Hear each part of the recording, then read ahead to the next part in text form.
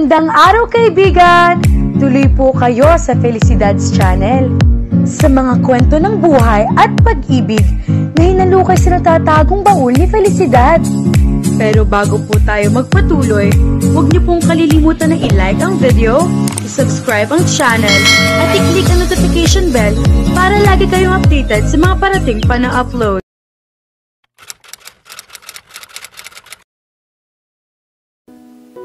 May ilang sandaling naumid ang dila ni Melody. Niyayaya siya ni Josh na magtungo sa Maynila. Silang dalawa lang kaya ang magkasama? Hindi naman siguro. Marahil ay van ang gagamitin nila at kasama sina Doña Ursula at Froy. At wala naman sigurong masama kung pagbibigyan niya ito. Besides, makakatanggi ba ang excited niyang puso? Aba, hindi yata lahat ng babae ay nagkakaroon ng pagkakataong makasama ng matagal ang gwapo, mabait at batang mayor na ito. Maswerte lang talaga siya. Gayunpaman ay hindi maiwasang isipin ni Melody na baka ganoon din ang ginagawa ni Josh sa ibang babaeng nagugustuhan nito. Isinasama sa Maynila at pagkatapos ay, iyon na. Bakit? Tanong ng isip niya. Gusto ka ba niya? Oo, hindi ka na nagsalita. Untag ni Josh nang matagalan ang pananahimik niya. Hindi naman kita pipilitin kung ayaw mo. Besides, hindi naman importante ang lakad. Baka lang gusto mong makapamasyal na rin sa Maynila. Friday ang alis natin. We could stay there till Sunday dahil wala namang pasok sa munisipyo. 2 days and 2 nights? Lalong sinakmal ng pangamba ang kanyang dibdib. Saan sila tutuloy? Saan sila matutulog? Malaki ang bahay ng kaibigan ni Froy. Parang sagot sa tanong niyang sabi dito. May mga guest room doon na pwede nating matuluyan. And don't worry, dahil kahit wala ako rito ay hindi titigil ang pagroronda ng mga pulis at tanod. Ipinamahala ko na kay Vice Mayor ang pagsasaayos ng lahat. Ayoko nga sanang sumama sa Maynila, kaya lang ay mapilit si Froy dahil in-expect daw ako ng kaibigan niya. Dati kasi naming neighbor sa subdivision. And if you're thinking naman na baka hindi ka payagan ni Kapitan, well, ipagpaalam na kita sa kanya kanina. At pumayag si Papa? Hindi makapaniwalang tanong niya. Wala naman daw masama kung sumama ka sa akin sa mga pagtitipon. Nakangiting sagot nito. Mas maganda nga raw na ma-expose ka sa mga gathering para mawala ang pagkamahiyain mo. Gusto niyang mainis sa kanyang ama dahil sa sobrang luwag nito na para bang botong-boto ito kay Josh na maging kasintahan niya. Tiyak na matutuwa ang ama niya kapag naging sila nga ni Josh. Subalit alam niyang imposible mangyari ang bagay na iyon. Nangangarap lang siya. So, do you want to come? I'll think about it first. Sagot niya na hindi makatingin ng tuwid sa mga mata nito. I need your answer tomorrow morning. I hope your answer will be yes. Ininom nito ang natitirang laman ng tasa bago tumayo. I must go. Paalam nito. Pauuwiin ko na rin ang papa mo para may kasama ka dito. Thanks for the coffee. You're welcome. Sagot niya at tumayo na rin. Inihatid niya ito hanggang sa pinto at sinundan ng tingin hanggang sa nilamon na ito ng dilim. Parang nakalutang sa alapaap ang mga paa niya nang isara ang pinto at nangangarap na sumandal doon. Totoo kaya ang nangyayari o isang panaginip lang? At ano ang ibig sabihin ng mga ginagawa sa kanya ni Josh? May gusto kaya ito sa kanya? Hindi. Tutol ng isip ni Melody. Sadyang mabait lang siya at magaling makisama. Walang ibig sabihin ang lahat ng ito. Wala. At naalala niya ang sinabi ni Doña Ursula na mabait si Josh sa mga taong nasasakupan nito. Katulad din ni Froy sa mga trabahador. Mababait lang talaga ang mga eskares. Besides, ano naman ang panama niya kay Kat na saksakan ng ganda para magustuhan pa siya ni Josh? Masyado itong pihikan sa babae para siya ang mapili nito. Kamuntik na siyang masubsob sa sahig nang biglang bumukas ang pintong kinasasandalan niya. Inis na inayos niya ang sarili nang pumasok ang kanyang papa. "Pa naman?" Nakasimangot niyang sabi. "Hindi naman kayo kumakatok eh."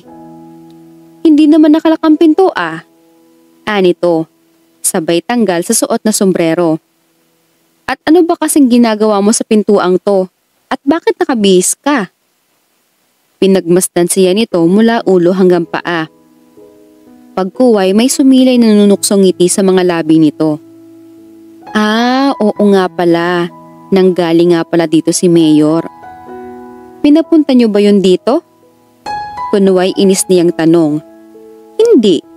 Nagboluntaryo siyang puntahan ka dahil baka daw kung anong mangyari sa'yo." "Nag-aalala siya para sa akin?" Waring hinaplos ang pusong tanong niya. "Mukhang may naaamoy akong romansa." Biro nito. "Nanliligaw na ba sa'yo?" "Tigilan niyo nga ako pa." Asiwang sabi niya. "Nag-iilusyon lang kayo. Hindi ako ang babaeng matitipuhan nun, no?" Pagkasabi niyon ay pumasok na siya sa kwarto at nagbihis. Nang ilapat niya ang likod sa kama ay nasa imahinasyon na naman niya si Josh. "Oh, tama na ang dreaming. Malakas na sabi ng kanyang ama mula sa labas ng pinto ng silid. "Matulog ka na." Napangiti na lang siya sa panunukso nito.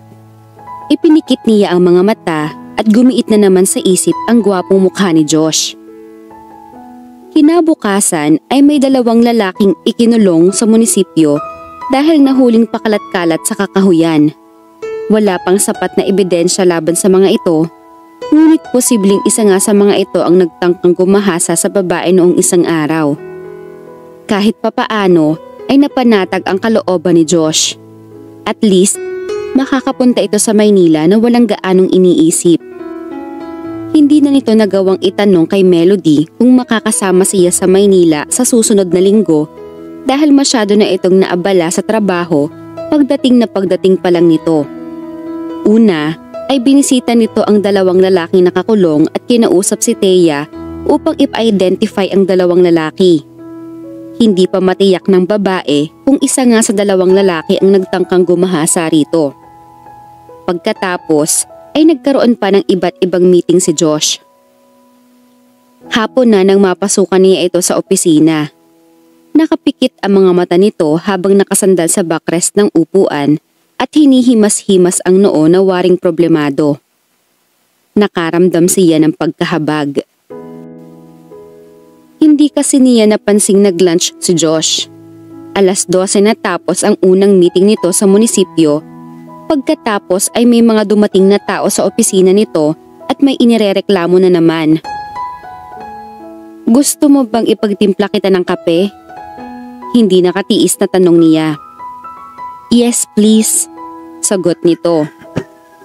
Tahimik siyang nagtimpla ng kape at ipinatong ang tasa sa ibabaw ng desk. "May problema na naman ba?" Pagkuway tanong niya. Nagrereklamo ang mga tao sa may palengke. Wala raw proper sanitation. Kung saan-saan na lang daw iniiwan ng mga tindera ang mga basura.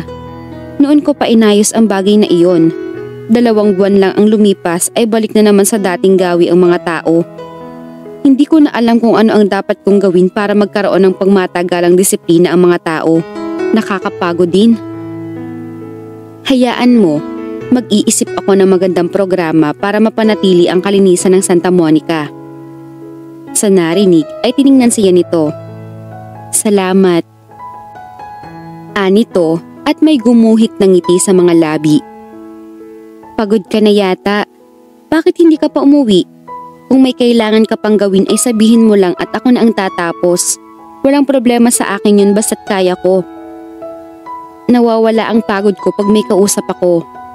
Nakangiting sabi nito. "Baka gusto mo akong samahang kumain sa isang restaurant sa bayan? Kumukulo na kasi ang tiyan ko eh." Gumanti siya ng ngiti. "Walang problema sa akin. Thanks again." Pakiwari niya ay nanumbalik ang enerhiya nito sa pagpayag niyang sumama rito. "May pagmamaneho kita dahil absent ngayon si Damian. May sakit daw ang anak. Isang native restaurant iyon sa bayan ng Santa Monica. Open air iyon kaya sariwa ang hangin dumadampi sa balat ni Melody habang nakaupo siya sa isang pandalawahang mesa sa isang corner ng restaurant. Smoked fish, vegetable at buko pandan ang in-order ni Josh para sa sarili nito. Merienda lang ang sa kanya. Dito kami madalas kumakain habang nagmi-meeting. Pagbibigay alam nito nang kumakain na sila. Masarap kasi dito at alam na ni Mrs. Bella ang mga paborito ko. Ang tinutukoy niya ay ang may-ari ng restaurant. Iyon ang pinakatanyag na kainan sa Santa Monica. Hindi gaanong mahal ang mga pagkain pero masarap. Ikaw, saan ka ba madalas kumain? Sa bahay. Natatawang biro niya. Mas masarap ang luto ko, you know. Dapat ay mapatunayan ko yan. Pabiroding saad nito. Isa sa mga araw na ito ay pupunta ako sa inyo para matikman ko ang mga ipinagmamalaki mong pagkain.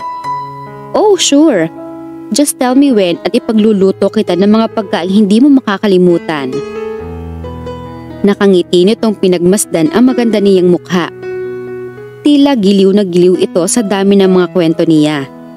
Napapatingin tuloy sa kanila ang ibang mga kumakain doon dahil sa walang tigil niyang pagsasalita at may kasama pang aksyon. Marahil ay isa na rin sa nakatatawag pansin sa mga naroroon ay dahil mayor ang kasama niya. Lihim tuloy siyang nakaramdam ng pagmamalaki sa kanyang sarili. Imagine, kasama niyang kumakain sa simpleng restaurant na iyon ang mayaman at kilalang mayor ng bayan nila? Mamatay sila sa inggit. You're a very amusing person, komento ni Josh pagkaraan. Napapatawa mo ako sa mga kwento at jokes mo. Siguro ay ganyan magpalaki ang nanay mo. Actually, hindi na ako nagkaroon ng pagkakataong makilala ng husto ang mama ko. Pagtatapat niya. Nakilala ko lang siya sa mga kwento ni Papa tungkol sa kanya. She died while giving birth to me. Buti na lang daw ay nakalabas na ang kalahati ng katawan ko. Pinili niyang tumawa kahit nalulungkot siya nang maalala ang ina. Masyado raw akong malaki. An 8-pounder baby. Pagkatapos ay kulang pa ang amniotic fluid niya. Pero hemorrhage ang tuluyang nagpakulap sa kanya. Hanggang sa, I'm sorry. Mabilis nitong paumanhin nang mabanag ang lungkot sa kanya mga mata. It's okay. Tanggap ko nang wala na si mama. Besides, my papa is a very good father. Inispoil nga niya ako eh. Ayaw pa akong pinagtatrabaho sa bahay. Siyempre, ayoko naman ng ganoon. Gusto ko yatang matutuhan ang lahat ng gawain para hindi naman ako mapahiya sa magiging asawa ko. Tumawa siya ng malutong. Tell me about yourself. Kanina pa ako kwento ng kwento dito eh. Well, masaya at memorable ang childhood ko hanggang sa makapagtapos ako ng studies ko. Nakangiting umpisa nito. Workaholic nga lang masyado ang parents ko. Most of the time ay iniiwan nila kami ni Froy kina Lola Ursula at Lolo Frederico. Tuwang-tuwa naman sa amin ang matatanda. Mas paborito nga lang ni Lola si Froy, pero mas paborito naman ako ni Lolo. When our parents died, we decided to live with Lola dahil nag-iisa na rin siya sa buhay. Besides, I really like this town even when I was just a little boy. Marami akong plano para dito. I didn't think twice to run for mayor after I received a lot of encouragements. Why don't I give it a try? Wala naman sigurong mawawala sa akin. So, this is it. I am a mayor now and just realized na napakahirap pala. Pero magaling ka. Hindi niya napigilang sabi. Did I hear it right? Nakangiting tanong nito. Sinabi mong magaling ako? Hindi yata ako makapaniwala. Ngumiti lang siya. Pagkatapos ng pambabatikos niya rito noon, ay heto't nagawa na niya itong purihin. Kung sa bagay, ay totoo namang magaling ito dahil napakarami ng ipinagbago ng Santa Monica sa loob lamang ng isang taong pamamahala nito. Ang palengking pinansin niya noong hindi maayos ay matagal na rin naman itong pinagpaplanuhang ayusin at pagandahin. Inuna nga lang nitong ipaayos ang ibang mahahalagang bagay tulad ng mga daan at iba pang bagay na madalas gamitin ng publiko. Masayang natapos ang pagsasama nilang iyon ni Josh. Pagkatapos ay nagpumilit pa itong maihatid siya sa bahay dahil ito naman daw ang nagyaya sa kanya. Nanghihinayang siya dahil hindi na nito nabanggit ang imbitasyong isama siya sa Maynila. Gayunpamay, masaya pa rin siya dahil unti-unti nang napapalagay ang loob niya rito. Itinion ni Josh ang konsentrasyon sa target. Maya-maya'y kinalabit niya ang gatilyo ng hawak na baril at isa-isang tumalsik ang inasinta niyang mga lata. Mas magaling ka pa rin talaga kaysa sa akin, sabi ni Froy matapos masaksihan ang ginawa niya. Naroroon sila sa likuran ng mansyon. Well, siguro ay nahasa lang ako sa gun shooting class ko sa Maynila. Nakangiting saad niya bago tinanggal ang headset. Naupo siya sa harap ng kinauupuan nito at ininom ang baso ng juice na sadyang para sa kanya. So, what's keeping you so busy these days? What else kundi ang mga trabaho ko sa munisipyo at ang mga proyekto ko? Slow down, baka bukas ay presidente ka na ng Pilipinas. Nagkatawanan sila. Saksi ang mga sumunod na araw sa kaabalahan ni na Melody at Josh sa kani-kanilang trabaho. Bukod doon, ay malimit na isinasama ng lalaki si Melody sa mga inaasikaso nitong proyekto. Patuloy ang renovation ng town market. Iminungkahi ni Melody ang pagbibigay ng multa sa mga tinderang nagkakalat sa paligid ng palengke. Ipinatupad naman iyon ni Josh at naging effective dahil napanatili na ang kalinisan sa paligid. Wala nang nagkalat na vendor sa daan. Maayos na ang loob ng palengke. Hiwalay ang gulayan sa tindahan ng mga karne at isda. Nasa ayos din ang paradahan ng public transportation. Sinanay nito ang mga tao sa tamang pagpila. Pinagandahan na rin ni Josh ang plaza. Pinagpaplanuhan na rin ito ang pag-iimbitan ng mga investor na gustong magtayo ng mall o establishment na malaki ang may tutulong sa mga tao. Isang gabi ay muli itong bumisita sa kanilang bahay. Nagpasabi naman ito na pupunta, kaya gaya ng pangako niya ay ipinagluto niya ito ng pagkain.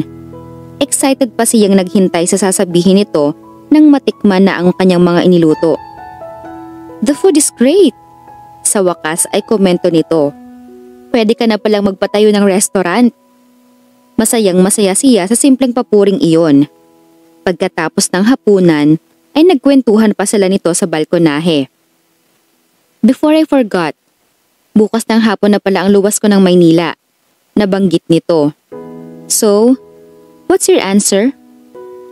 Answer saan? Painosente niyang tanong kahit alam niyang iyon ang imbitasyon nitong sumama siya sa Maynila. Simula pa lang nang sabihin nito sa kanya ang bagay na iyon ay hindi na iyon nawaglit sa kanyang isip. Akala nga niya hindi na matutuloy. Sa paanyaya ko na sumama ka sa akin sa Maynila. Ang totoo niyan noong isang araw ko pa inihanda ang mga dadalhin ko. Napatungo siya habang sinasabi ang mga salitang iyon. Kung gayoy dadaanan kita dito pagkagaling sa munisipyo. Nasiyahan itong saad. Okay. Hindi mapigilan ang malakas na pagsikdo ng dibdib ni Melody habang lula ng sasakyan ni Josh kinahapunan ng Biyernes. Pagkagaling sa munisipyo ay umuwi siya upang ayusin ang kanyang sarili. Binili niya sa Maynila ang damit na suot niya. Nasuot na niya iyon minsang umattend siya ng birthday party ng isa sa mga dating boss niya.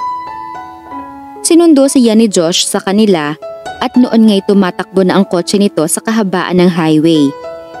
Mali ang naisip niyang kasama nila sa sakyan sina Doña Ursula at Froy dahil sila lang dalawa ang lula niyon.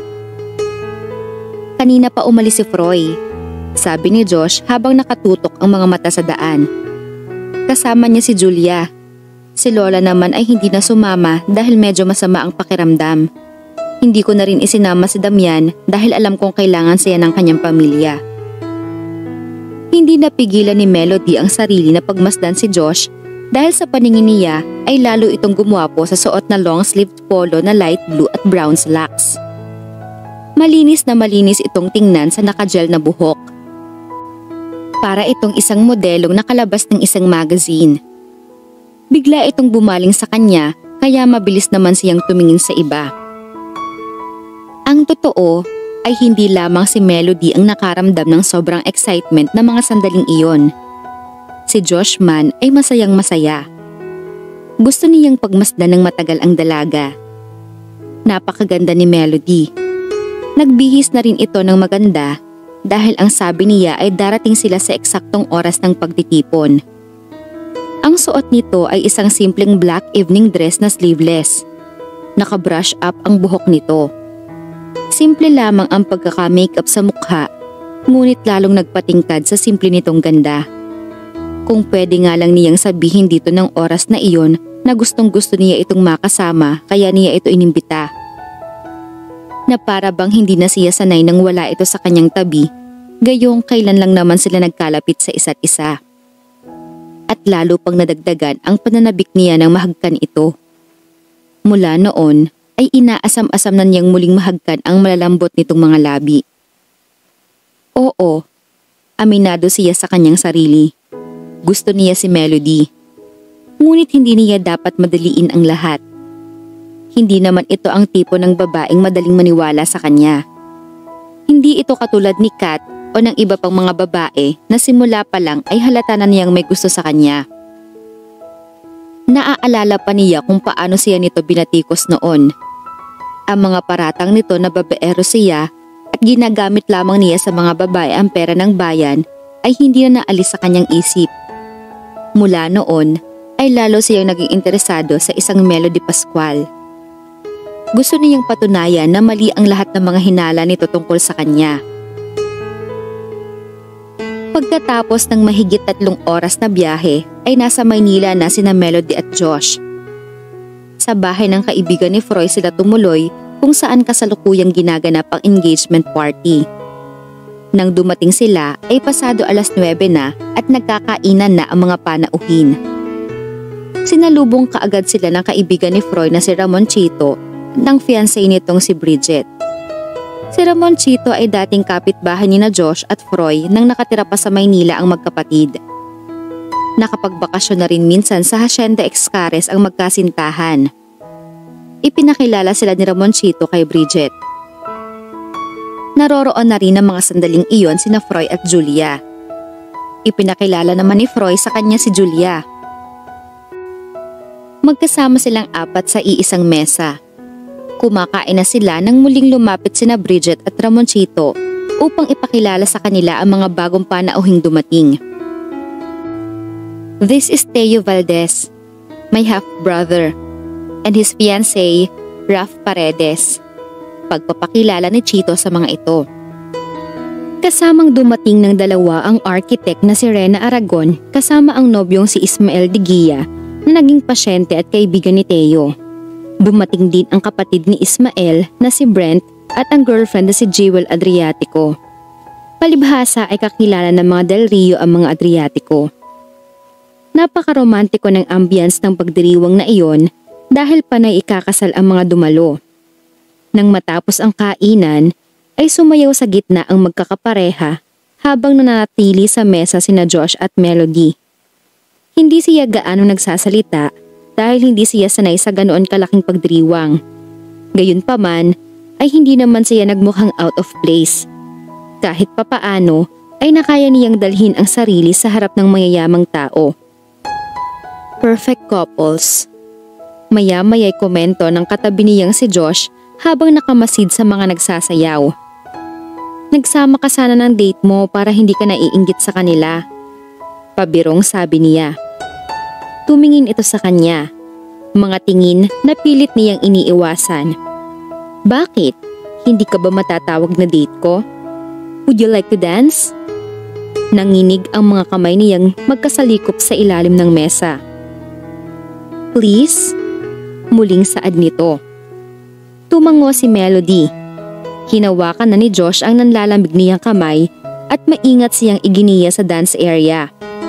Para siyang hihimatayin nang maramdaman ang paglapat ng kamay nito sa likod niya at paghawak nito sa isa niyang kamay. Napakaganda ng kantang pumapailan lang. Pakiramdam ni Melody ay nasa isang paraiso siya sa nagagandahang dim lights na nakatanglaw sa kanila. At dahil malapit sa hardin ang lugar, ay kasamang nagpaparomantiko ng ambience ang umaalingasaw na bango ng mga bulaklak. Hindi niya maiwasang isipin na sana ay kabilang sila ni Josh sa mga parehang ikakasal na kasama nilang sumasayaw ng mga sandaling iyon.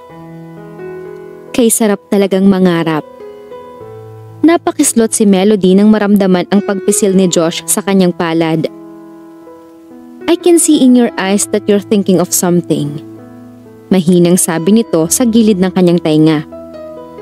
Napapikit siya dahil tila kumikiliti sa kanya ang mainit nitong hininga. Maaari ko bang malaman kung ano ang iniisip ng date ko? Si Papa. Nasabi niya kahit hindi naman ang ama ang laman ng kanyang isip. Nag-iisa kasi siya sa bahay eh. Papa's girl. Napangiting sabi ni Josh. But I couldn't blame you. Si Kapitan Henerna ang nagsilbing tatay at nanay mo nang mawala ang mama mo. You're still very lucky dahil buhay pa ang magulang mo. Kami naman ni Froy ay fortunate na rin sa pagkakaroon ng Lola Ursula kahit wala na ang aming mga magulang. Wala sa sinasabi nito ang kanyang isip. Naramdaman niya kasi na parang pasimpleng itinulak ng kamay nitong nakalapat sa likod niya ang kanyang katawan upang dumikit sa katawan nito. Sa ilang sandali nga lang ay magkadaiti na ang kanilang mga katawan. Have you been in love? Pagkaraay tanong nito. Matagal siya bago sumagot. Yes. Is he your boyfriend now?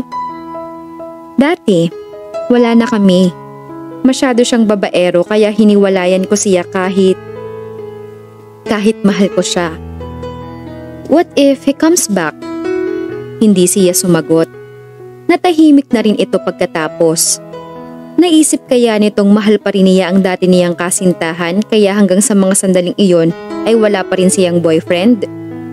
Hindi na niya muling narinig ang tinig nito hanggang sa matapos ang tugtog at bumalik na sila sa mesa. Nagpatuloy ang katahimikan ni Josh nang nakaupo na sila sa mesa. Kumurap-dili ang mga mata niya habang inuubos ang alak sa hawak niyang kopita at pinagmamasdan si Melody. Nang maubos iyon ay muli siyang humingi sa waiter. May problema ba? Tila hindi nakatiis na tanong nito pagkuwan. Oo, ikaw. Naiinis ako sa sarili ko dahil para akong isang teenager na ngayon lamang nakakaranas ng ganito. Dati naman ay hindi ako duwag at lalong hindi ako torpe pagdating sa isang babae. Ngayon lang umurong ang dila ko ng ganito. Sa'yo lang. Feeling ko nga ay in love na ako. I think I'm falling in love sa isang babaeng parang napakahirap paibigin. Sa isang babaeng hanggang ngayon ay nabubuhay sa alaala ng kahapon. God! Napatutop siya sa noo. May problema ka nga. Sabi nito habang nakatingin pa rin sa kanya. Maaari ko bang malaman kung ano yon? Wala na siguro magiging problema ang isang katulad ko kundi ang problema ng bayan. Hindi pa rin niya magawang tumingin dito.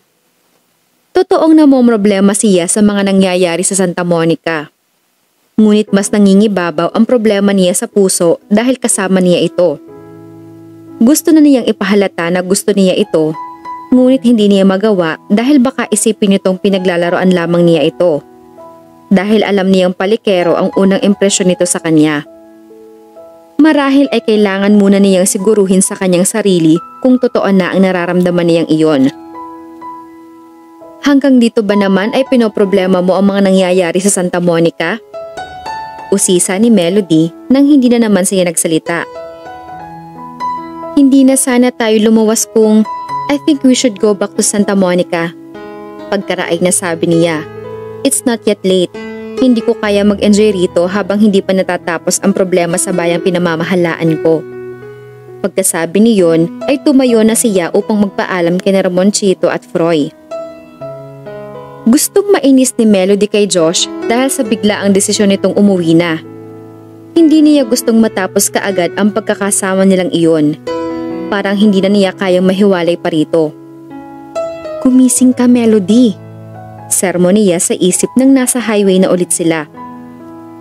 Hindi mo dapat pagtuunan ng pansin ng isang Josh Escares dahil hindi ka naman niya magugustuhan. Katulad din siya ng mga bituin sa kalangitan na parang kay hirap abutin. Sekretarya ka lamang niya. Anak ka lamang ng hamak na kapitan ng barangay. Hindi ka mayaman. Parang gusto niyang maiyak sa naisip. Malaking hadlang talaga ang agwat ng estado ng buhay sa isang pag-ibig. Kaya malalakas ang loob ng ibang babaeng magpakita ng interes kay Josh dahil kauri ang mga ito ng lalaki. Pero siya, wala siyang karapatang magparamdam na nahuhulog na ang loob niya sa lalaki. Hindi rin siya dapat mo-overwhelm sa magandang pakikitungo nito sa kanya dahil natural lamang dito ang maging mabuti at malapit sa kapwa. Nagulat na lamang siya nang biglang bumagal ang takbo ng sasakyan at maya-maya'y tumigil sila sa gilid ng daan. Nasiraan ba tayo? Nag-aalala niyang tanong. Hindi sumagot si Josh. Tila wala sa sariling sumandal ito sa backrest ng driver seat. Ipinikit ang mga mata at hinimas-himas ang noo. Inisip na lang niyang baka nahilo ito dahil nakainom ng alak. Minabuti niyang manahimik na lang habang hinihintay na bumuti ang pakiramdam nito. Mahigit 15 minutos na ang nakalilipas, ngunit nanatiling nakatigil pa rin ang kotse ni Josh. Madilim pa naman sa bahaging iyon ng highway dahil malalayo sa isa't isa ang mga poste ng ilaw. 11:00 ang nakita niyang oras sa wristwatch. Kung may mangyaring masama sa kanila, ay sisisihin niya ito sa pagyayang umuwi ng alanganing oras. Kung hindi mabuti ang pakiramdam mo, sana ipinagpabukas na lang natin ang pag-uwing ito. Maya-maya'y hindi nakatiis na saad niya. Ipinahalata na niya ang pagkayamot. Yayayain mo akong lumuwas at pagkatapos ay uuwi rin naman pala tayo kaagad. Bakit? Hindi na rin nakapagpigil na tanong nito. Are you expecting to see your ex in Manila? Ano bang pinagsahasa? Hindi na niya nagawang ituloy ang sasabihin nang bigla nitong ikawit ang kamay sa leeg niya at siniil siya ng mariing halik sa mga labi. Tinangka niya itong itulak, ngunit hindi niya kayang labanan ang puwersa nito.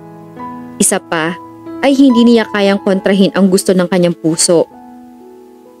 Maya-maya lamang ay masuyo na ang mga halik nito. Masuyo, maingat na para bang isa siyang kristal na kinatatakutan nitong mabasag.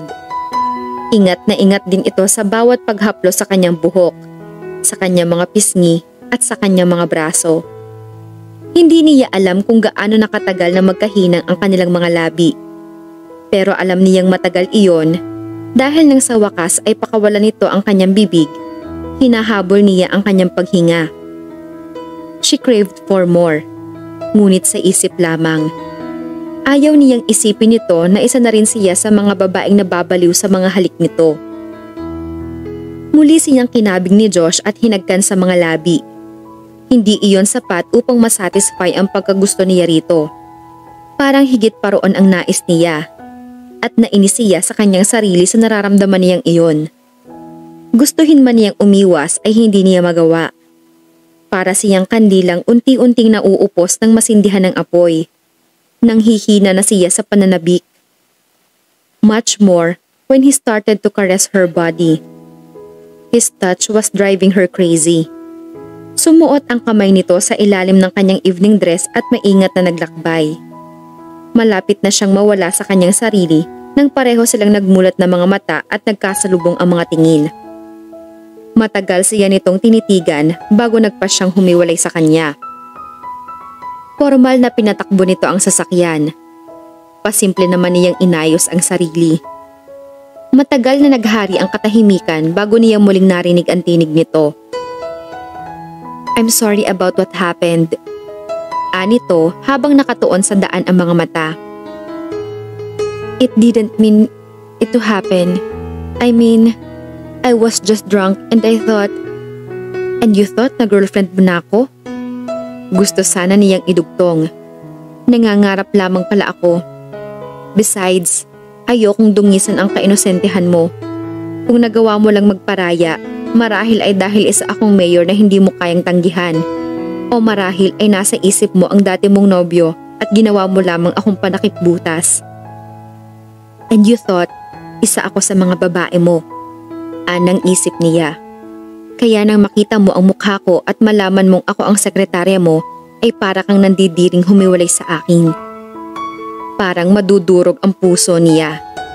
Kung pwede nga lang na bumaba na siya ay gagawin niya para lamang pakawalan ang tinitimping pagluha. Nasaktan siya sa ginawa nito. Pakiramdam niya ay pinagmukha siya nitong tanga. Kung sa bagay ay talagang tanga siya. Hindi na sana siya dapat sumama rito. Tuluyan na naghari ang katahimikan hanggang sa makarating sila sa Santa Monica. 2:00 na iyon ng madaling araw. Tiyak niyang magtataka ang kanyang ama sa hindi inaasahang pag-uwi niya ng alanganing oras. Pareho silang nagulat nang makita ang maraming tao nakatayo sa harap ni Josh ng kanilang bahay. Bigla siyang kinabahan. Nang ihinto ni Josh ang kotse ay nagmamadaling bumaba si Melody at nakiusyoso sa mga naroon. Naku! Mabutit dumating ka, Melody! Nag-aalalang salubong ng isang babae na kapitbahay nila. Bakit ho, Aling Pasita? Tanong niya. Ang papa mo, isinugod sa ospital kaninang alauna. Nabaril. Nagdilim ang lahat sa kanya sa narinig. Nang mahimasmasan si Melody, ay nakahiga na siya sa sofa sa loob ng kanilang bahay. Ayon kay Aling Pasita, si Josh ang nagdala sa kanya sa sofa nang himatayin siya. Kay Josh na rin niya nalaman kung ano ang nangyari. Sumama raw sa pagroronda ng mga barangay tanod ang kanyang papa. Hindi raw kasi nakatitiyak ang mga ito na ang nakulong ay ang totoong rapist. Pinasok ng mga tanod ang kakahuyan at nakita ang isang lalaki sa dilim na mukhang sumisinghot ng bawal na gamot. Tumakbo ang lalaki nang makita ang mga tanod. Nanguna sa paghabol si Kapitan Jenner, kaya nang magpaputok ng baril ang lalaki ay ang pobreng kapitan ang tinamaan. Hindi na nagawang habulin ng mga tanod ang lalaki dahil sa nangyari kay Kapitan Jenner. Nakamaskara daw ang lalaki na akmang-akma sa description ni Thea Cruz. Gusto kong makita si Papa, sabi ni Melody na kaagad na tumayo. Nagkatinginan sina Josh at Aling Pasita. Nasa operating room pa raw ang papa mo, Melody, sabi ni Aling Pasita. Bumaan kasi ang bala sa katawan niya. Hintayin na lamang natin na dumating ang konsehal niya na kasamang nagdala sa kanya sa hospital at sa kanya tayo makibalita. Hindi ko kayang tumunganga sa bahay na ito habang nakikipaglaban sa kamatayan ang papa ko, luhaan niyang sabi. Nagilty siya dahil nagawa pa niya makipagsayahan sa Maynila. Kung hindi niya iniwan ang kanyang papa, ay baka hindi nito naisipang sumama sa mga tanod sa pagtugi sa rapist. Parang gusto tuloy niyang sisihin si Josh. Hinawakan siya ni Josh sa kamay at binalak pa upuin sa tabi nito. Everything will turn out fine. Sinsero nitong saad. Ipanatag mo ang loob mo, Melody. Anong alam mo sa mangyayari? Galit niyang sabi. Sabay hila ng kamay mula sa pagkakahawak nito. Hindi mo nga nalaman kaagad na mangyayari ito. Mga maling kriminal ang pinakulong mo. Hindi sana nadamay ang papa ko sa kaguluhang ito kung naging maingat ka sa mga desisyon mo. Anong ikinaganda ng pagpaparonda mo? Ano? Bakit hindi ikaw ang sumuong sa gubat at humanap sa rapist na yon? Wala ka namang ibang ginawa kundi ang magpasarap sa air-conditioned mong opisina eh. You're just a trying hard, inexperienced mayor. Hindi ako naiimpress sa galing mo. Sus Mariosep! Napaantandang tura ni Aling Pasita. Inaawat siya nito sa pagsasalita ng masasakit kay Josh, ngunit hindi niya ito pinansin. Nagpatuloy pa rin sa pagratsyada ang kanyang bibig. Kahit noon pa ay wala ka ng tiwala sa kakayahan ko. Formal na saad ni Josh pagkaraan ng ilang sandaling pananahimik. Hindi na ako umaasang magbabago ang impresyon mong iyon sa akin. I don't see myself as a perfect politician. All I know is that I'm trying my best to do my duties and obligations. Nakakalungkot lang isipin na mas napapansin ng tao ang mga hindi magandang nagagawa ng isang politiko kaysa sa magagandang bagay na nagawa niya. Ang pangit na nangyayari sa paligid ay isinisisi na namumuno. Pero sana naman ay isipin din nila na hindi lahat ng mali ay nasa namamahala. Sana'y matuto din ang mga taong tingnan at tanggapin ang kanilang pagkakamali. Hindi sapat ang maliit na kapangyarihang hawak ng isang katulad ko upang sugpuin ang lahat ng kasamaan dito. Kailangan ko pa rin ang kooperasyon ng mga tao. Hindi ko gusto ang nangyari kay Kapitan Melody. Sana naman ay maisip mong ginawa niya iyon dahil sa hangarin na rin niyang makatulong sa ating barangay. Pagkatapos sabihin ang mga salitang iyon, ay nagpaalam na ito at tahimik na umalis.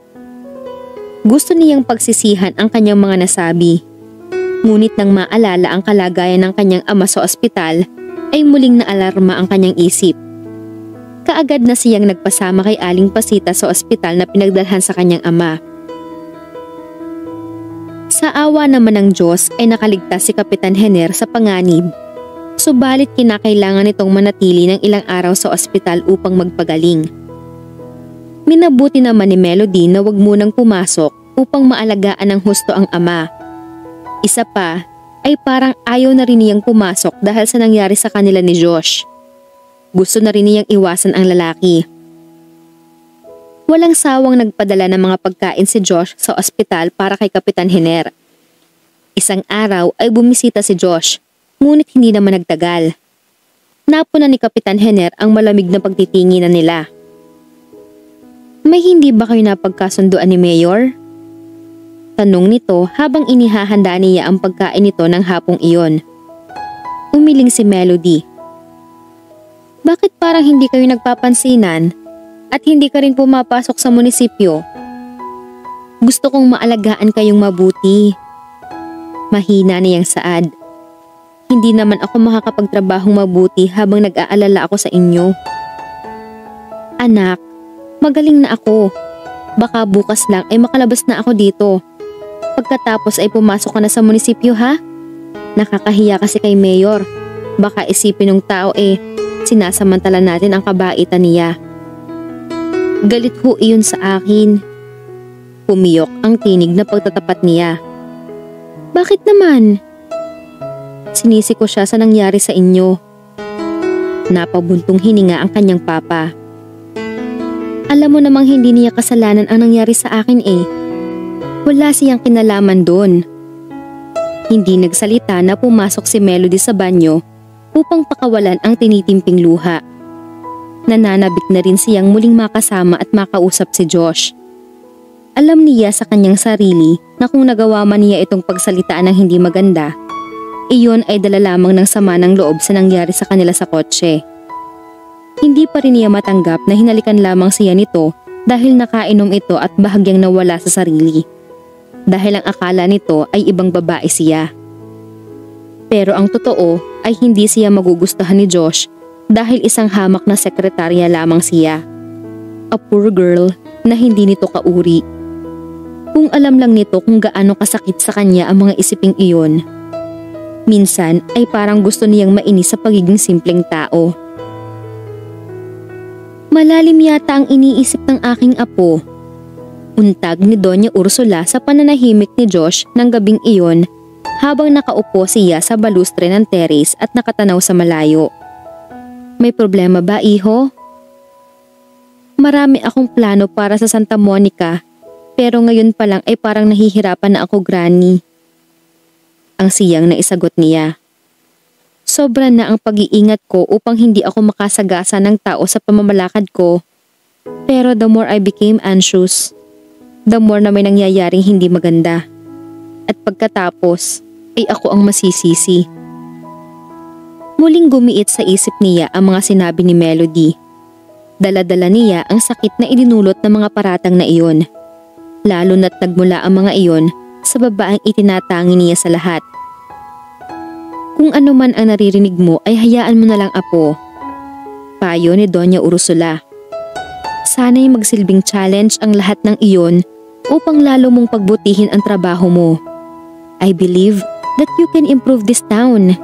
hindi ka pa katagalan sa serbisyo mo ay marami ka nang nagawa. Pero hindi nila ma-appreciate ang mga ginagawa ko, Lola. Malungkot niyang sabi. I'm trying to reach them, pero lumalayo pa rin sila sa akin. Hindi ko na alam kung ano ang dapat kong gawin. Just be yourself and do your job. Hinagod nito ang kanyang likod. Just bear in mind na nasa mga kamay mo ang ikauunlad ng Santa Monica. But what if nahaluan ng pag-ibig ang politika? Otomatiko itong napatingin sa kanyang mukha. Are you in love, iho? Maybe. Pero sa mga nangyayari ngayon, sa tingin nyo kaya ay may karapatan pa akong pagtuunan ng pansin ang pag-ibig na ito? Napangiti si Doña Ursula. At last, is it the secretary, Josh? Hindi niya sinagot ang tanong nito.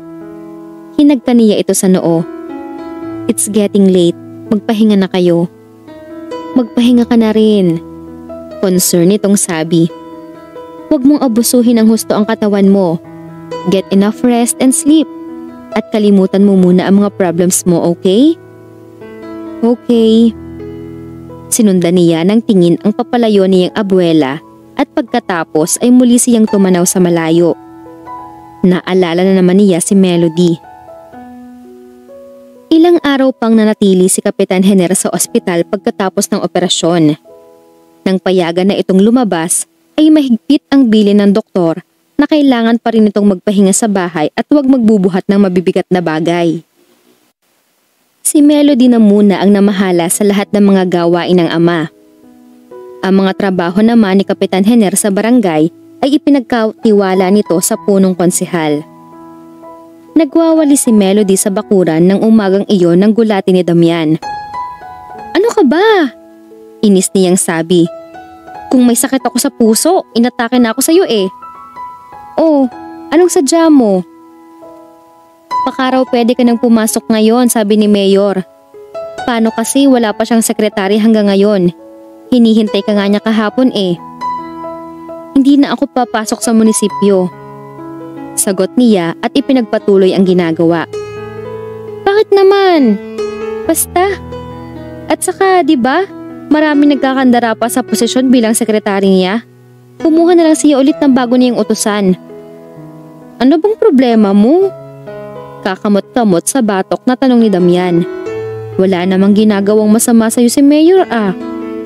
Basta't ayoko nang pumasok at magtrabaho sa kanya. Umalis ka na nga. Iiling-iling na umalis si Damian. Gusto na naman niyang magsisi sa kanyang ginawa. Sabik na siyang makitang muli si Josh. Minsan ay hindi niya maiwasang hindi isipin na baka hindi na magkanda-ugaga si Josh sa trabaho sa munisipyo. Idagdag pa ang mga proyektong inaasikaso nito. Besides, wala man lang siyang formal resignation.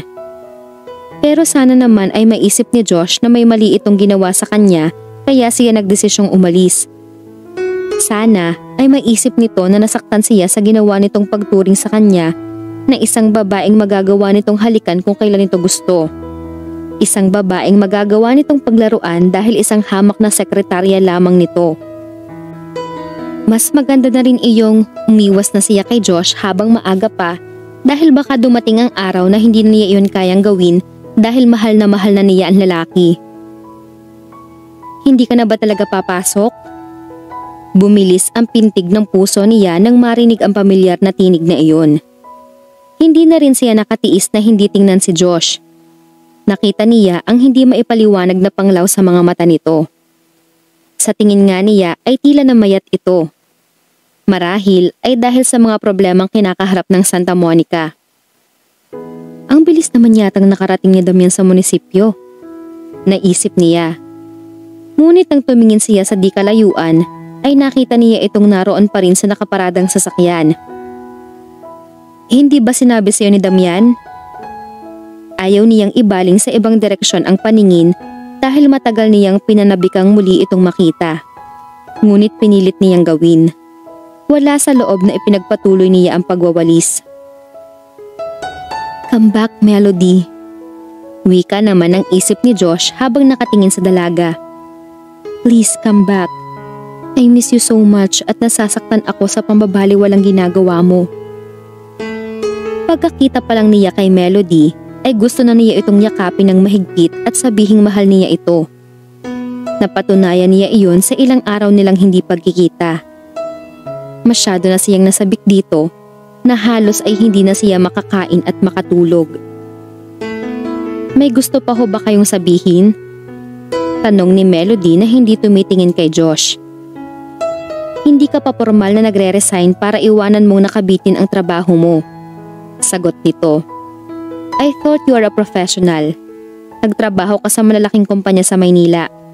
You should know the procedures. Sa narinig ay pansamantalang itinigil ni Melody ang ginagawa at binalingan muli ang lalaki. Huwag ho kayong mag-alala, Mayor. Personal kong dadalhin ang resignation letter ko sa lalong madaling panahon. Mag-iisang buwan ka pa lamang na nagtatrabaho sa akin para gawin mo to. Nasa tinig nito ang pagdaramdam. What did you do to my office? Gain experience? Kaya pala sinabi sa akin na kapitan na hindi ka tumatagal sa mga pinagtatrabahuhan mo. Ang problema ay wala sa kanila kundi nasa iyo. Dahil madali kang magsawa sa trabaho mo. You're taking this easily. Para kang walang ambisyon. How dare you say that? Tuluyan ang nag-init ang ulo ni Melody. Matatanggap ko ang mga sinasabi mo kung sekretarya mo pa ako. Pero hindi na, Josh. You should hear what I'm saying dahil hindi ko isinara ang mga tainga ko sa mga paratang, akusasyon at pangmamaliit mo sa kakayahan ko. Those painful words are still here in my mind, Melody. Hindi na naalis yon sa isip ko mula nang una kong marinig sa'yo. Kailanman ay hindi mo ma-appreciate ang mga ginagawa ko dahil mismong sarili mong ginagawa ay hindi mo ma-appreciate. Pwede bang umalis ka na? Naiiyak na niyang sabi. Hindi na niya matatagalan ang mga sinasabi nito dahil para iyong karayom na tumutusok sa kanyang puso. Umalis ka na! Melody, ano bang ingay? Mayor? Nagulat ang nakatayo sa tapat ng pintong si Kapitan Jenner nang makita si Josh. Kahit papaano ay nakakalakad na ito. Ngunit hindi pa gaanong maituwid ang katawan. Halatang makirot pa rin ang sugat nito. Ngunit ayon sa doktor ay makakatulong ang mobilization o pagkilos upang gumaling iyon kaagad. Umalis ka na sabi! Muling taboy ni Melody kay Josh. Melody! Saway ng kanyang ama. Ipagpamanhin niyo ho, Kapitan. Mahinang sabi ni Josh at pagkatapos ay tahimik nang tumalikod at humakbang palayo. Tuluyan nang nalaglag ang mga tinitimping luha ni Melody habang hinahabol ng tingin si Josh. Umiibig ka ba sa kanya, anak? Seryoso ang mukha ni Kapitan Jenner habang nakatingin kay Melody. Nakaupo na sila sa sofa sa sala. Tahimik siyang tumungo. Kung ganun, ay bakit kailangan mo pang humantong sa ganito? Bakit kailangan pong magalit sa kanya nang walang dahilan? Bakit kailangang sisihin mo siya sa nangyari sa akin? Pinagtatakpan mo lamang ang tunay mong nararamdaman, hindi ba? Umiibig ka kay Mayor at iniisip mong mali ang nararamdaman mo dahil magkaiba kayo ng mundo. Tama ba ako, iha? Hindi ko alam kung bakit ako nagkakaganito pa. Pumiyok ang tinig niya. Huwag niyo na lang akong pansinin. Lilipas din to. Isang palatandaan niya na totoong umiibig ka, anak. Seryosong saad nito. Huwag mo sanang isipin na malaking sagabal sa pag-ibig ang katayuan natin sa buhay. Madalas mong marinig sa akin noon na inibig ako ng mama mo sa kabila ng pagiging mahirap ko. May kaya ang pamilya ng iyong mama. Pero tinalikuran niya ang pamilya niya para sa akin. At kahit magkaiba kami ng mundo, ay pinilit naming maunawaan ang kahinaan ng bawat isa. Masaya kaming nagsama at pinagsikapang mapabuti ang pagsasamang iyon. Kung hindi sana siya sumakabilang buhay, ay baka masaya pa rin kami nagsasama hanggang ngayon. May nangilid na luha sa mga mata nito sa pagkakaalala sa asawa. Ang punto ko, Iha, ay walang imposible pagdating sa pag-ibig. Ang lahat ng tao ay nagiging pantay-pantay. Ang kayang gawin ng isa ay magagawa ng isa. Pag-ibig ang magbibigay sa atin ng lakas upang magawa ang mga bagay na akala natin ay hindi natin kayang gawin. May nangilid na luha sa kanyang mga mata. Ang dami-dami niyo nang sinabi kayong hindi niyo naman alam ang nangyayari. Oo, mahal ko ang mokong na mayor na yon. Pero sa tingin niyo ba ay magiging masaya ako kung alam kong hindi naman niya ako gusto at hindi magugustuhan kahit kailan? Paano ako magiging maligaya kung ako lang ang nagmamahal? Kahit pa isipin kong walang imposibleng bagay sa pag-ibig, may imposible pa. Imposibleng mahalin ako ng isang Josh Escares. Pagkasabi niyon ay walang paalam na iniwan na niya ang napamaang na ama. Ipinangako ni Melody sa sarili na hinding-hindi na siya muling tatapak sa opisina ni Josh hanggat hindi natatapos ang termino ng lalaki bilang mayor. Subalit nang magtungo siya sa palengke ng umagang iyon at makita ang malaking kaayusan ng lugar ay naalala na naman niya ito. Tapos na rin sa wakas ang renovation ng palengke. Ano naman kaya ang bagong pinagkakaabalahan ni Josh? May bago na kaya itong sekretarya? Naalala pa niyang ipinadala na lang niya ang resignation letter sa isang kakilala. Pagkatapos ay ipinasauli niya ang ipinadalang pera ni Josh na siyang sweldo niya noong nagtatrabaho pa siya sa alkalde. Ipinasabi niyang hindi naman siya naging mabuting sekretarya nito at ang natitirang sahod niya sa isang kinsenas ay donasyon na lamang niya sa mga proyekto nito. Subalit nasira niya ang pangako sa sariling hindi tutuntong sa munisipyo dahil parang hinihila ang mga paa niya na dumaan doon kahit sandali upang silipin si Josh.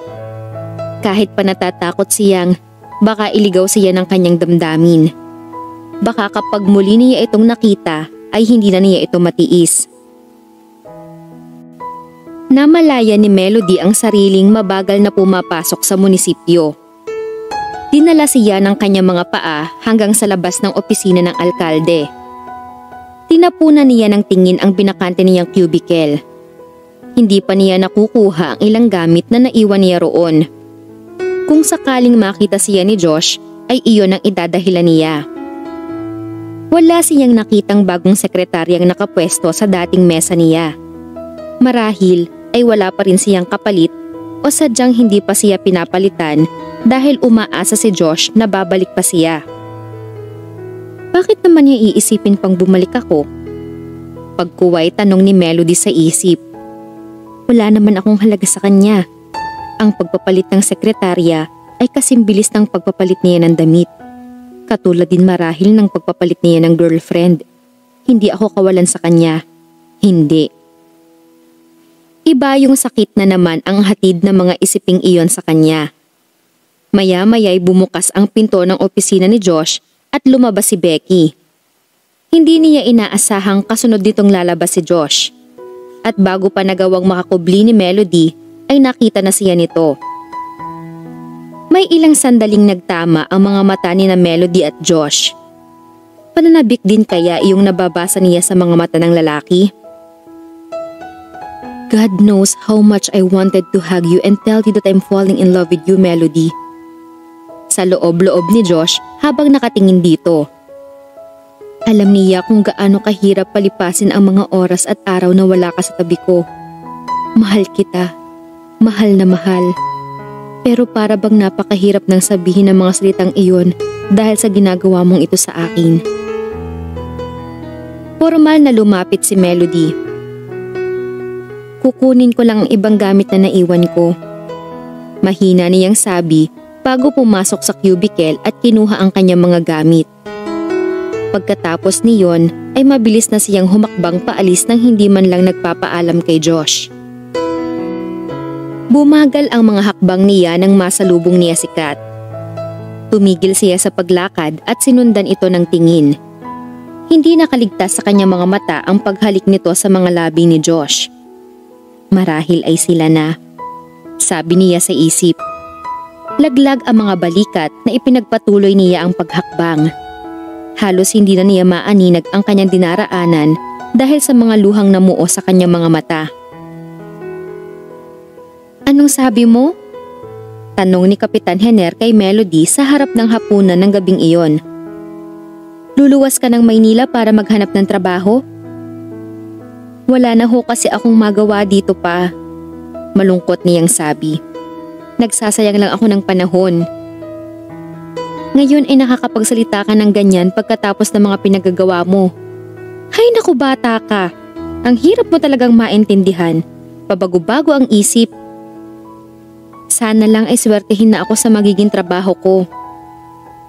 "Isan ka naman tutuloy doon?" Nag-aalalang tanong ng kanyang papa. "Iniwan mo na ang boarding house mo. Baka may nangungupahan na doon." "Makikituloy na lang ho muna ako sa isang kaibigan habang hindi pa ako nakakahanap ng matitirahan." Tumingin siya rito. "Huwag niyo nang ulitin yung pagsama niyo sa mga nagroronda habang wala ako dito ha. Baka kung ano na naman ang mangyari sa inyo." Hanggang ngayon ay hindi pa rin nahuhuli ang totoong rapist. Malungkot na saad nito.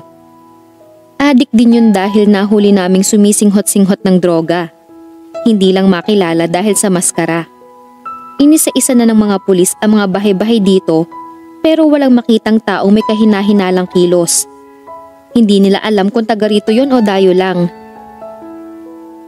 Sa ngayon ay walang makitang lalaki sa kakahuyan ang mga nagrorondang tanod at pulis tuwing gabi.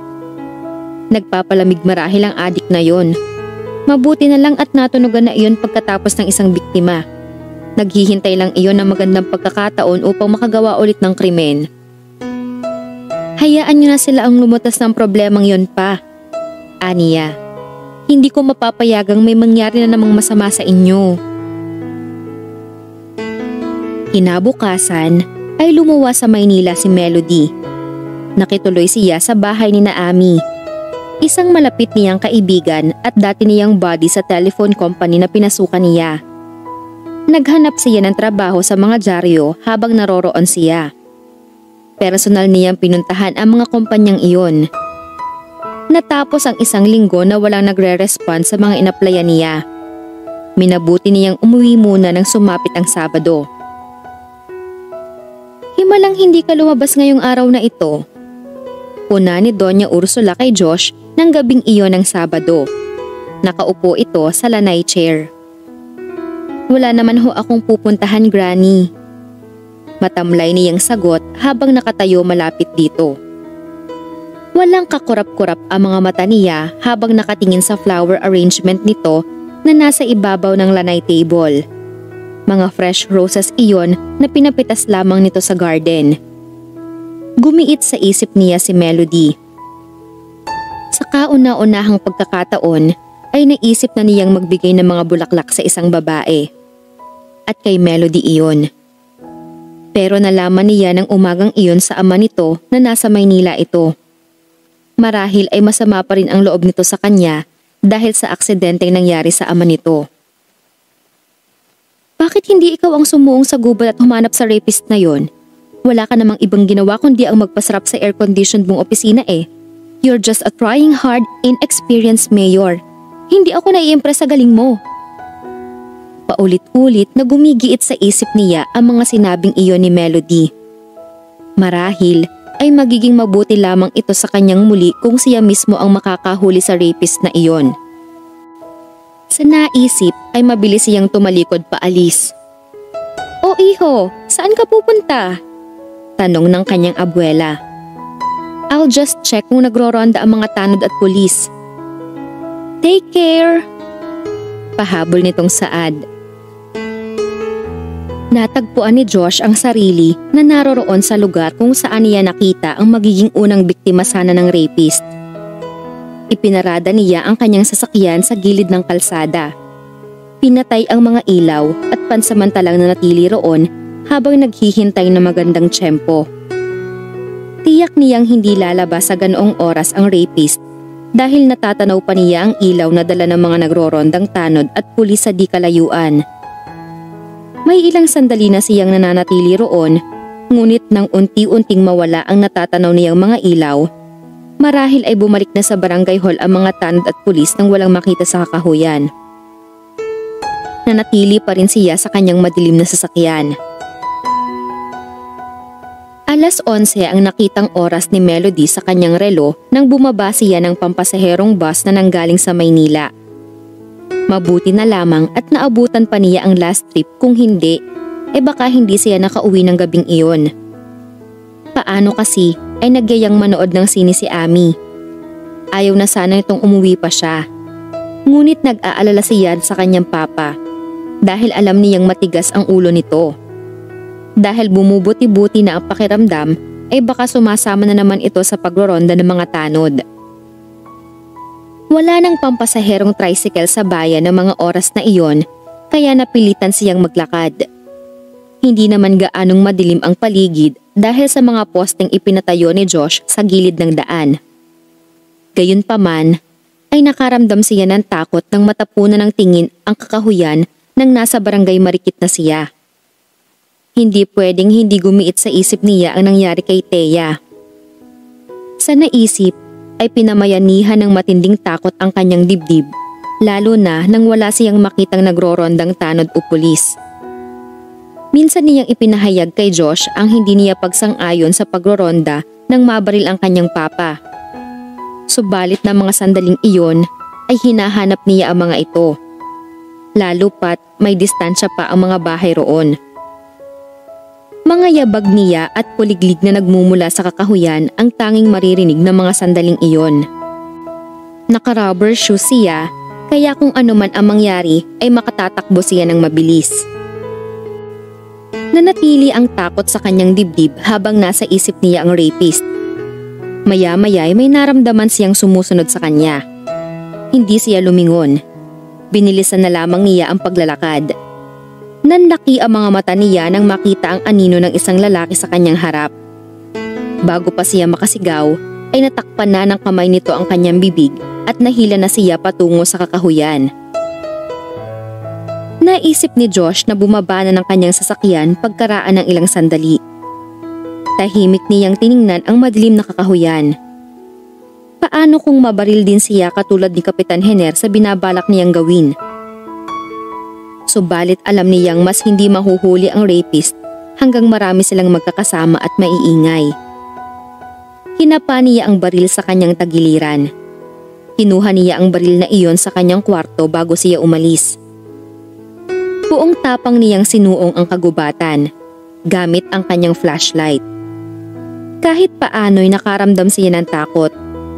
Pakiramdam niya ay suicide ang gagawin niya. Pero gagawin niya iyon alang-alang sa bayan at kay Melody. Hindi na siya makapaghihintay na may maging biktima ang rapist. Proteksyon na rin iyon kay Melody dahil ayaw niyang mapahamak ito kung sakasakali. Gusto rin niyang patunayan dito na kaya niyang gawin ang mga bagay na iniuutos lamang niya sa mga tanod at pulis. Na hindi lang basta nagpapasarap siya sa kanyang malamig na opisina sa munisipyo. Na mali ang pagkakakilala nito sa kanya. Samantala, pilit pa ring nagpupumigla si Melody kahit nahahawakan ng isang kamay ng lalaki ang kanyang katawan. Nabitiwan na niya ang kanyang mga gamit. Hindi siya makasigaw dahil tutok naman ito ang kanyang bibig. Malaking tao ito at malakas. Nahablot ng kamay niya ang maskara nito at nagimbal siya nang makita kung sino ito. Si Bob Aguelas. Ang minsang pinuntahan nila ni Josh upang pakiusapan na dalhin sa malayo ang balak nitong ipatayong poultry. Gusto niya itong murahin. Nang makarating sa dako ng kakahuyan na medyo malayo na sa daan, ay pansamantala siya nitong binitiwan. Nanatili pa rin nakatakip ang kamay nito sa bibig niya. Dinukot nito ang baril sa tagiliran at itinutok sa kanya. Papatayin kita pag pumalag ka. Mariing banta nito sa siya pasalyang pinakawalan. Tila nawala na rin siya ng boses nang mapaupo sa damuhan. Hindi siya makasigaw dahil sa nakita niyang baril na hawak nito. Kinuha nito sa bulsa ang isang mahabang tela upang ipantakip sa kanyang bibig. Dadalhin kita sa malayo dahil baka maabutan pa tayo dito ng mga bobong nagroronda. Nakangising saad nito. Kailangang mapasa akin ka ngayong gabi dahil matagal-tagal na rin akong uhaw sa alindog ng isang batang-batang katulad mo. Kinilabutan siya sa narinig.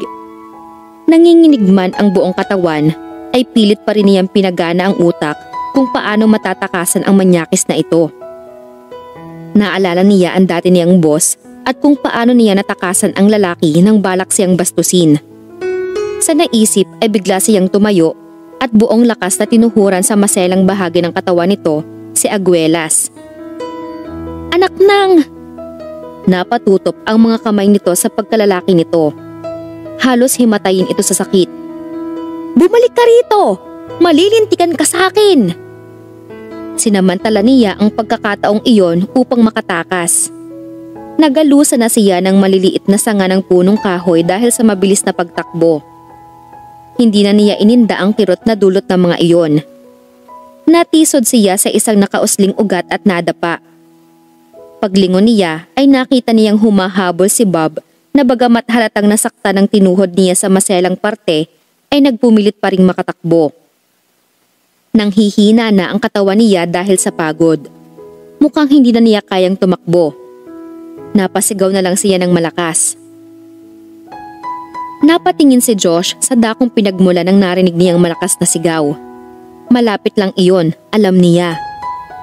Mabilis na binunot niya ang sukbit na baril at patakbong tinungo ang dakong iyon. Nang mga sandaling iyon ay hindi pa rin magawang tumayo ni Melody dahil tila namanhid ang kanyang tuhod dulot ng pagkakadapa niya. Masakit din ang natisod niyang paa. At tila lalong nainis si Bob sa ginawa niya. Damn you, woman! Inis na saad nito na ilang dipan na lamang ang layo sa kanya. I'll kill you bago pa ako mahuli dito. Maghahanap na naman ako ng ibang babae. Itinutok na nito sa likod niya ang baril at balak na sanang kalabitin iyon nang mula sa kung saan ay pumailan lang ang isang putok ng baril. Muli siyang napasigaw ng malakas nang makitang natamaan ng bala sa dibdib si Bob. Duguan itong bumagsak sa damuhan. Binalak pa nitong gumanti ng putok, ngunit muli itong naunahan ng bumaril dito. Luhaan ang mga matang nang tumingala si Melody upang sinuhin ang kanyang tagapagligtas. Si Josh. Husa itong lumuhod at tinulungan siyang makabangon. Melody? Nag-aalalang sabi nito nang makilala siya. I'd rather be killed than be raped, sabi niya sa nanghihinang tinig. Nang alalayan siya nito ay tuluyan na niyang inilupaypay ang hapong katawan sa mga bisig nito. Minabuti nitong buhatin na lamang siya. Nang makainom ng maraming tubig ay saka lamang lubusang nahimasmasan si Melody. Nakaupo na siya sa sofa sa sala at umiiyak na nakayakap sa kanyang papa. Naroroon din ang mga kapitbahay at nakikiusyoso. Nalaman niyang nagtungo na ang mga pulis sa kakahuyan upang kunin ang bangkay ni Bob Aguelas. Pagkaraan ng ilang sandali ay saka lamang gumiit sa isip niya si Josh, ang kanyang hero. Josh! Sabi niya at tumayo upang silipin ito sa labas. Nakita niyang patungo na ito sa kotse.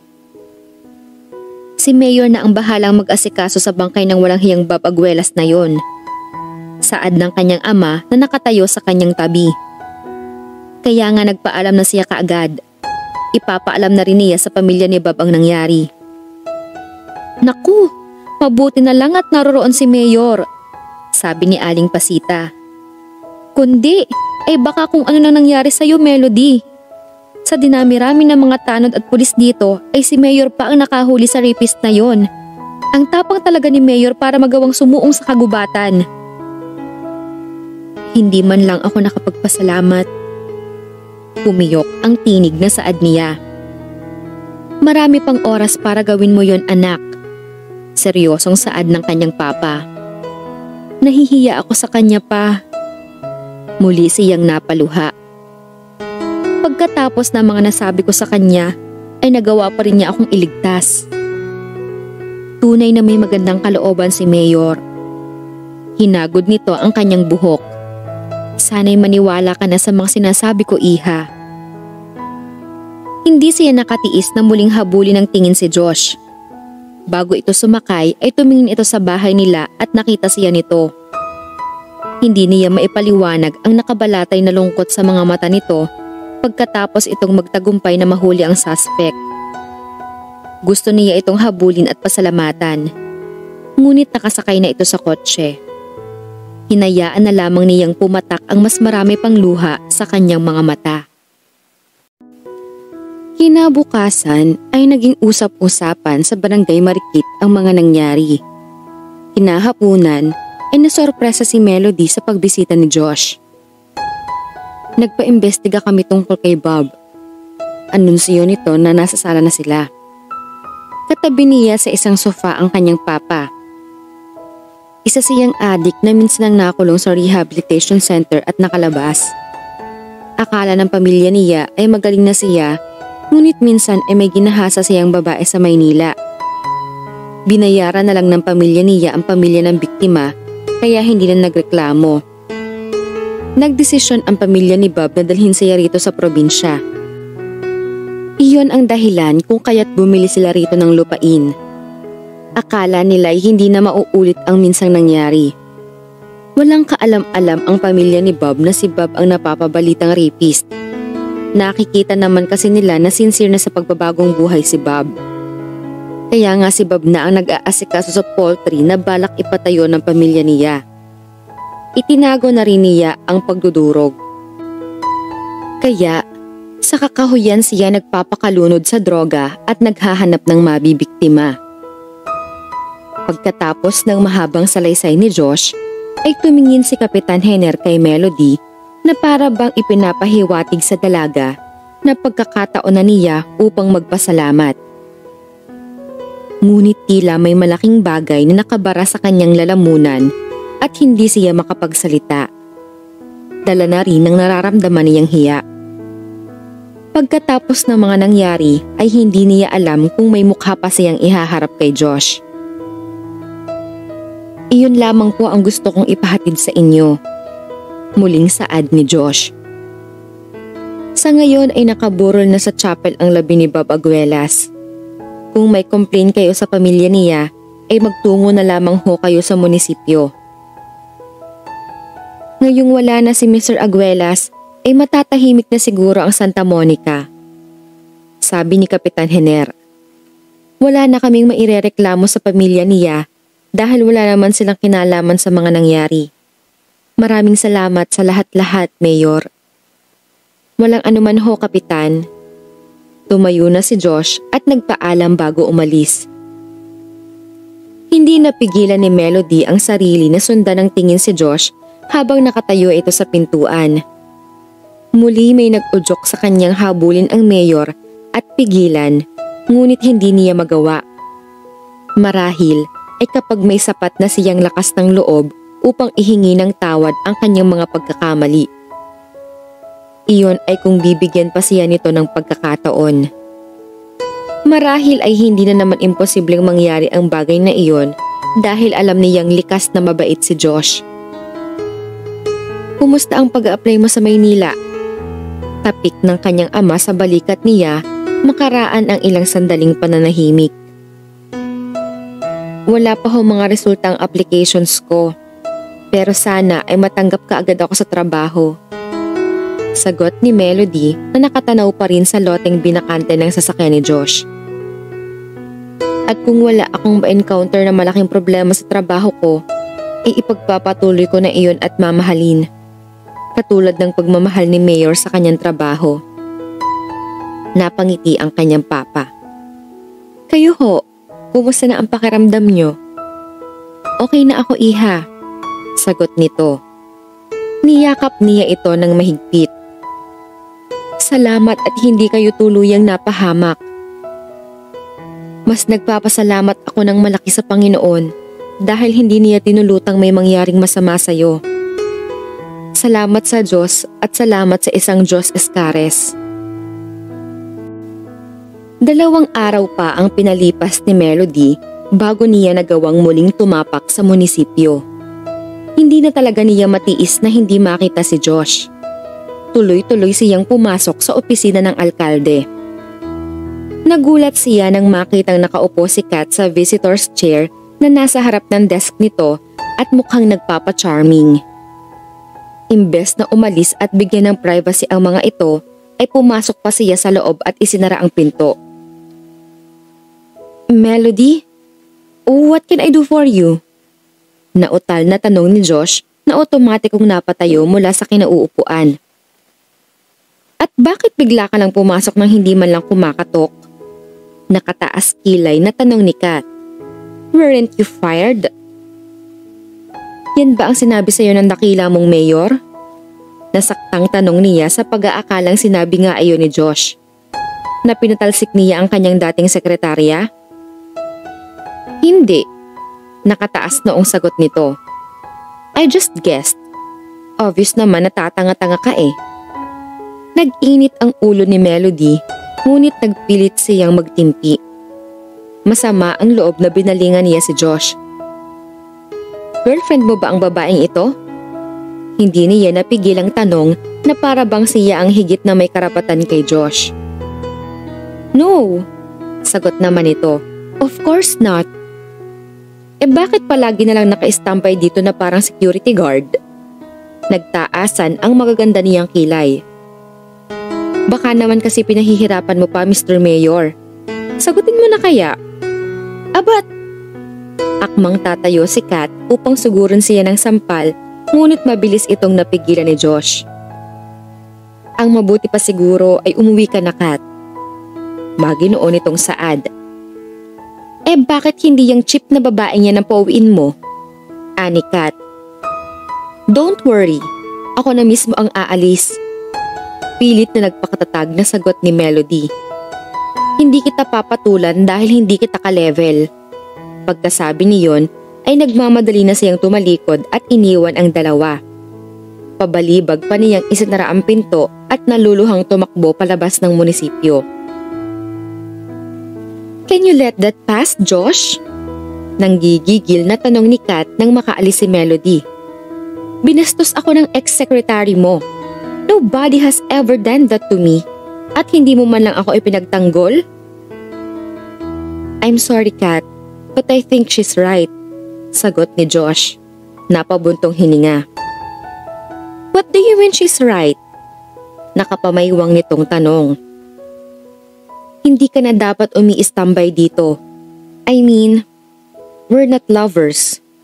Pangit para sa isang babaeng katulad mo ang, and who are you to tell me what to do? Lalong nag-init ang ulong tanong nito. Anong magagawa mo kung type kita? I can do it to any guy I want. Who cares about what people would say? But I don't feel the same way. Maginoon niyang sabi. Hindi mutual ang feeling dahil ayoko nang tumingin pa sa ibang babae. The only woman for me is Melody. I love her. How cheap! Namula sa frustration ang mukha nito. Sa isang poor secretary. What happened to you, Josh? You're out of your wits. I'm sorry. Ang cheap mo? Magsama kayo ng cheap mong sekretarya. Pagkasabi niyon ay mabilis na rin itong lumabas ng pinto at malakas iyong isinara. Hindi maampat ang pagtulo ng mga luha ni Melody habang nakaupo sa balkonahe. Nasaktan siya sa panghahamak ni Kat at sa harap pa man din ni Josh. Ni hindi man lang siya ipinagtanggol ni Josh. Kung sa bagay, ay mas papaboran pa ba naman ito ang isang katulad niya kaysa sa isang babaeng kauri ni Kat? I want to know kung bakit ka nagpunta sa munisipyo kanina. Napakislot si Melody sa pamilyar na tinig na iyon. Pagtingin niya ay tumambad sa kanya ang nakangiting si Josh. May hawak itong bouquet of fresh roses. Sa di kalayuan ay nakaparada ang kotse nito habang binabantayan ni Damian. Marahil ay sumunod na ito paglabas niya ng munisipyo dahil hindi pa naman katagalan magbuhat nang dumating siya mula roon. Kumabog sa tuwa ang kanyang dibdib. Para sa kanya kaya ang bulaklak na iyon? Pero alangan naman kay Papa. Sa gusto kong pumunta, naisagot niya. Ano namang pakialam mo? Tumuloy ka sa opisina ko. Anito. Natural lang na may pakialam ako dahil baka may importante kang sasabihin. Nothing important. Kahit parang galit na galit ka kay Kat? Nakalapit na ito sa kanya.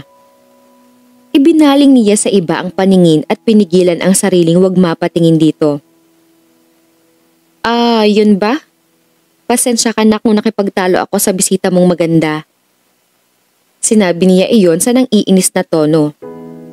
Masyado kasing matalas ang dila niya ang sarap putulin. Pasensya ka na sa kanya, Anito. And don't worry, dahil hindi mo na siya makikita pa sa munisipyo. Nag-usap na kami at sinabi ko sa kanya na wag na siyang pupunta doon. Kahit type mo siya? Who said so? Feeling ko lang. Well, hindi totoo ang feeling mong yan. Nakangiti itong naupo sa kanyang tabi. Hindi ko gusto si Kat at hindi ko siya magugustuhan kahit kailan. Bakit? Because she's not my type. Ang gusto kong babae ay yung simple, hindi plastic at masarap magluto. Katulad mo. Muling bumilis ang tibok ng kanyang puso sa narinig. See these flowers? Pagkuway tanong nito. These are for you. Inaabot nito sa kanya ang mga bulaklak. Gusto na niyang maluha nang makita ang nagagandahang roses sa kanyang harap. Akala ko ba'y hindi ka mahilig magbigay ng bulaklak? That was before. Dahil hindi pa ako in love. Now that I'm very much in love, flowers ang naisip ko pinakamagandang present na maibibigay ko sa'yo to express what I feel. What do you mean? I love you. At hindi ako mahihiyang ipamalita iyon sa buong mundo. Saka lamang niya nagawang tanggapin ang mga bulaklak. Tears started to fill her eyes habang pinagmamasdan ang mga iyon. Alam mo bang isang katangahan ang ginawa kong pagtatago sa nararamdaman kong ito? Pinahid ni Josh ang mga luhang tuluyan ng nalaglag mula sa kanyang mga mata. Dapat ay noon pa ako nagkaroon ng lakas ng loob na ipagtapat sa iyo ang damdamin kong ito, pero naduwag ako. But you're still the bravest man I've ever met. Sabi niya at napayakap na rito ng mahigpit. I'm sorry kung may mga nasabi akong hindi mo nagustuhan. Dala lamang iyon ang nararamdaman ko sa iyo noon pa man. But I love you, Josh. Very much. Ginantihan siya nito ng mas mahigpit na yakap. Maya-maya'y maingat nitong hinawakan ang kanyang baba at masuyo siyang hinagkan sa mga labi. May natitira pang luha sa mga mata niya, ngunit iyon ay luha na lamang ng kaligayahan. Pasilip-silip naman si Damian na nooy nasa tabi ng kotse. Kilig na kilig ito sa nakikitang eksena ni na Melody at Josh. Maya-maya'y nagulat na lamang ito ng kalabitin ni Kapitan Jenner. Hayaan mo na nga lang sila? Hindi ho kayo nagagalit? Manghang tanong ni Damian. Boto ako kay Mayor. Nakangiting sagot ni Kapitan Jenner. Kung ang bayan ng Santa Monica ay napangalagaan niya, yun pa kayang anak ko? Alam kong hindi niya sasaktan si Melody. Ang mabuti pa ay samahan mo muna ako sa barangay hall nang magkasarili na naman sila. Kayo ho ang bahala. Iyon lang at magkasama nang umalis sina Kapitan Jenner at Damian habang nananatiling magkahinang ang mga labi ni na Josh at Melody. At alam nila sa mga sandaling iyon na hinding-hindi na nila sasayangin ang oras upang ipakita ang pagmamahal sa isa't isa. Muli na namang natapos ang isang napakagandang kwento ng pag-ibig. Maraming salamat sa lahat ng mga sumusubaybay.